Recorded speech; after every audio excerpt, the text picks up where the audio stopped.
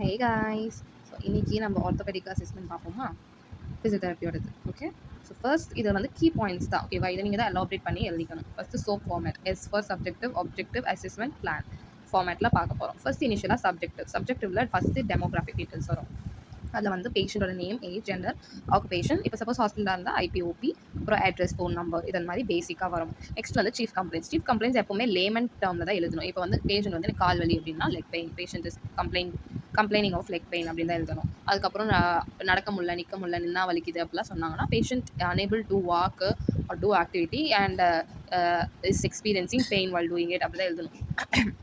ஓகேங்களா, நம்ம வந்து ரொம்ப சொஃபஸ்டிகேட்டடான ரொம்ப மாடர்னான வேர்ட்ஸ்லாம் போடக்கூடாது. சீஃப் கம்ப்ளைண்ட்ஸ் எப்பவுமே பேஷண்ட் என்ன சொல்கிறாங்களோ அது அப்படியே எழுதுறது தான் சீஃப் கம்ப்ளைண்ட். நெக்ஸ்ட் வந்து ஹிஸ்ட்ரிஸில் வந்து நிறைய வரும். ஃபர்ஸ்ட் வந்து ப்ரெசென்டிங் இல்னஸ், இதுதான் ஃபஸ்ட்டு நம்ம எழுதணும்.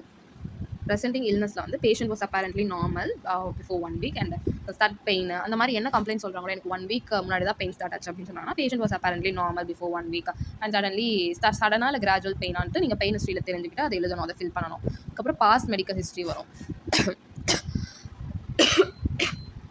நெக்ஸ்ட் வந்து சர்ஜிக்கல் ஹிஸ்ட்ரி. அதுக்கடுத்து பர்சனல் ஹிஸ்ட்ரியில் வந்து ஹேபிட்ஸ், ஆல்கஹாலிக்கா இல்லை ஸ்மோக்கரா, அப்புறம் பவுல் அண்ட் பிளாடர் எப்படி இருக்குது, அவங்களுக்கு டயட் என்ன டயட், வெஜ்ஜா இல்லை நான்வெஜ்ஜா இல்லை மிக்ஸ்டு டயட்டா, அதுக்கப்புறம் ஏதாவது ஹாபிஸ் ஏதாச்சும் இருக்கா, லைக் ஃபார் எக்ஸாம்பிள் ஸ்போர்ட்ஸ் பிளேயரா, அந்த மாதிரிலாம். ஸோ நெக்ஸ்ட் ஃபேமிலி ஹிஸ்ட்ரி, ஏதாச்சும் ஹெரிடிட்ரி ரிலேட்டட் ப்ராப்ளம்னா கூட நம்மளால் ஐடென்டிஃபை பண்ணுறதுக்காக. அண்ட் தென் ட்ரக் ஹிஸ்ட்ரி, ஏதாச்சும் மெடிகேஷன்ஸில் இருக்காங்களா அப்படின்னு. அப்புறம் கோமார்பிலிட்டிஸ் மெயினாக கேட்கணும், ஹைப்பர் டென்ஷன், சுகர், ஒரு எபிலெப்சி, ஆஸ்துமா இல்லை டிபி, இது ஏதாவது இருக்கா அப்படின்னு தெரிஞ்சுக்க. And then socio economic history எடுத்துக்கணும். இதில் தான் ஹிஸ்ட்ரியில் வரும். நெக்ஸ்ட் வந்து பெயின் ஹிஸ்ட்ரி, இது வந்து தனியாகவே வரும். பெயின் ஹிஸ்ட்ரியில் வந்து first site, onset, type, duration, severity, இந்த 6 கேட்கணும். சைடுனா எந்த சைடு, ரைட்டா லெஃப்டா அப்படி. சைட்னா என்ன இடம், ஆன்செட் வந்து கிராஜுவலாக சடனாக, டைப் வந்து என்ன கைண்ட் ஆஃப் டல் ஏக்கா இல்லை டிங்னிங் சென்சேஷன் பெயினா இல்லைனா வந்து ஷார்ப் பெயினா, அந்த மாதிரி.